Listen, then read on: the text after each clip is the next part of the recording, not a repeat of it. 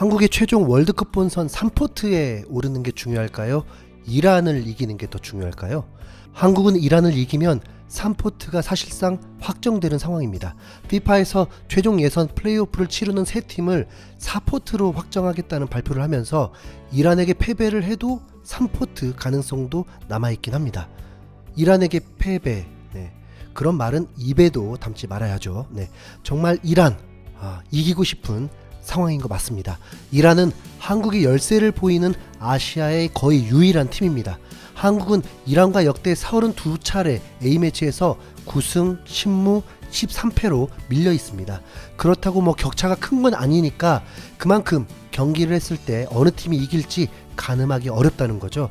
2011년 아시안컵 8강전 1대0으로 승리한 뒤 11년 동안 7경기에서 한 번도 이기지 못했습니다.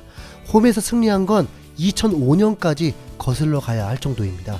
아시안컵에서 박지성의 활약으로 승리한 뒤 4연패하고 이어서 친선전에서 무승부, 그리고 이번 월드컵 최종 예선 이란 원정에서 한국이 좀 더 우세한 경기를 펼쳤고 손흥민의 선제골로 1대1 무승부를 기록한 상황입니다. 그런데 당시 1대1 무승부가 조금 아쉽기도 했습니다.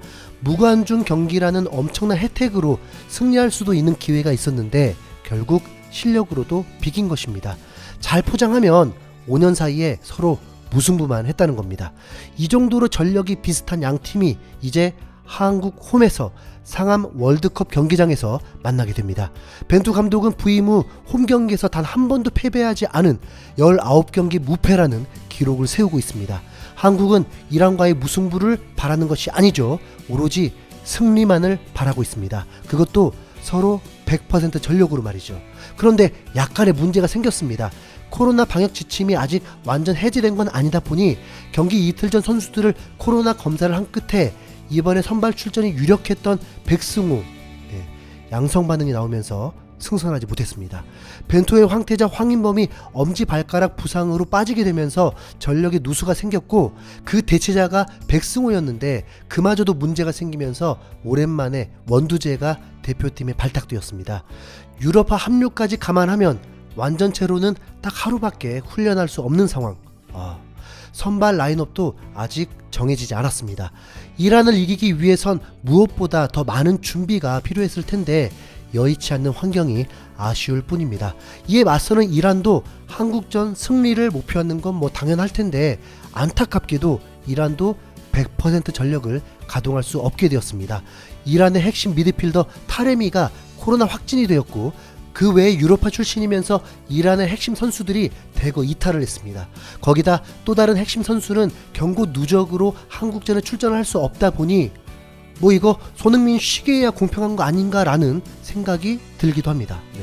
하지만 승리의 세계는 냉정한 거죠. 이번 기회에 이란을 초토화시켜야 됩니다.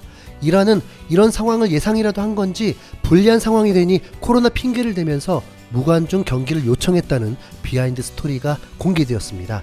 중동 매체인 메으르 통신에 따르면 한국은 코로나 확진자가 계속해서 증가 추세다. 코로나로 인한 위험 때문에 무관중으로 경기를 하길 원했지만 AFC에 거절됐다라고 전했습니다.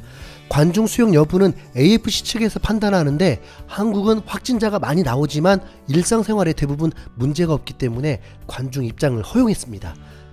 한국은 그래도 긍정적으로 바라봐야 합니다. 경기 이틀 전 검사에서 더 많은 확진자로 손흥민, 김민재 같은 선수마저도 예상치 못한 확진 판정이 나왔으면 어쩔 뻔했나요? 양 팀의 유럽파들은 어차피 컨디션 안 좋은 건 마찬가지니까 6만여 명의 열광적인 응원에 힘입어 130% 발휘해서 이란을 초토화시켜주길 바라봅니다. 이상 흰수염고래였습니다.